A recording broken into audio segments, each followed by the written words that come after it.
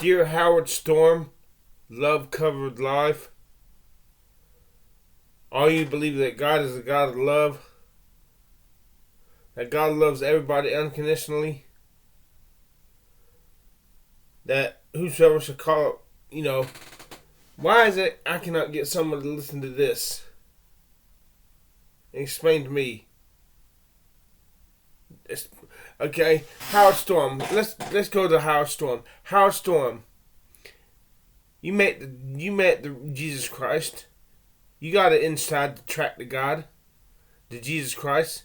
If you truly met the real Jesus Christ, and the real Jesus Christ, and it was not a figment of your imagination, or it was not the counterfeit angel of light. If you truly met the real Jesus Christ, how do you explain this story? If Jesus really loves us all, and wants us all to be saved, the way Jesus loved you was incredible. Loved you like you were the only one. How do you explain this? Listen to this story. I was conducting a revival, a associational-wide revival sponsored by the 27 Baptist churches in that parish in Louisiana. You know, in Louisiana they do not have counties like we have in North Carolina. They have parishes. And this was a parish-wide revival. And we had come to the last night of the meeting, and I was preaching this sermon, and the meeting was being held in the rodeo arena. And as I preached, on the last tier of seats, over to my right, on the last row, top seats, were three men that I'd never seen before. And they had laughed and made fun. Now, preacher, it has never bothered me. When a little baby starts crying, the mother gets up and walks out, that don't bother me. But under God, I cannot preach if I see two young people laughing. I cannot preach if I see anybody mocking. It just somehow or another takes it away from me. 3 times. I stopped. And I said the last time, if you men don't want to hear me preach, a lot of these people have come from miles to be here tonight, and they do, would you just get up and walk out of the arena? One of them said, if you think you're man enough to come up here and put us out, you just come up here. And I prayed a prayer. Never have prayed before, never have prayed since. I said, dear Jesus, let me backslide for 15 minutes.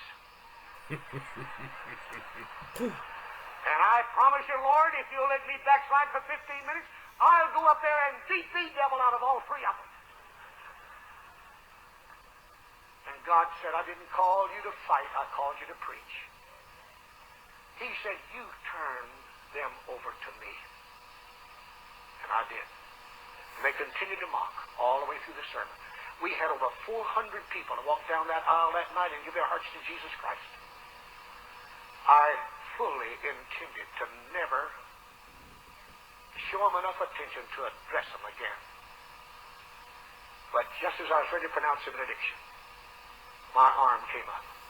Preacher, did anything ever come out that you hadn't planned to say? That you couldn't help but say it? Has that ever happened to you, brother? How many of you preachers here have ever had something just come out that you didn't have in your notes and it just came out? Yes, every preacher, every God-called preacher has. And my arm just came out and I said, I do not know who you 3 gentlemen are. But all 3 of you stepped over God's deadline, God signed your death warrant, and God's going to kill all 3 of you. That was about 10:15 Sunday night. At 8 o'clock the next morning, I didn't know who these men were. They were 3 businessmen. One of them put the key in the door of his office on Main Street, Ringo, Louisiana, and dropped dead. At 11:30, the second man started across the street to a little restaurant to have his lunch from his office, and a lady was driving up the street and almost ran over him. She said he just walking along normal, fell flat on his face, and died right there in the street. At 5:30 that afternoon, the third man was sitting in his office, and he said to his secretary, my 2 friends are in hell, and before the sun goes down, I'll join them. And pitched out at their feet a corpse. My wife was with me in a revival. We had closed the revival meeting on that Sunday night, and we had driven about 100 miles to a little country church to begin.